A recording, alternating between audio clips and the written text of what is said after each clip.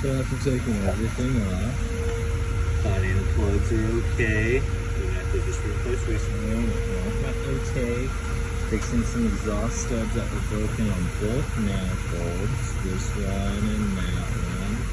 Checking that the exhaust valve and intake valve will hold perfectly fine for the oil fan. There's some stuff in here, but the head itself probably got some coolant in, which is okay.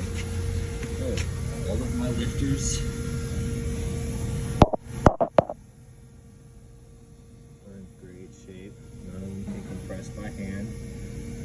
Checked all this previously. My head gasket fine, no leaks, no nothing. Not one push rod is bent. Not one trunnion has a fucked up set of bearings and they're falling apart. Valves aren't falling out. I replaced the injector on the darn thing. Got some spools in the piston wall, but now I'm under here. I get to pull out the piston itself. We're gonna love that one.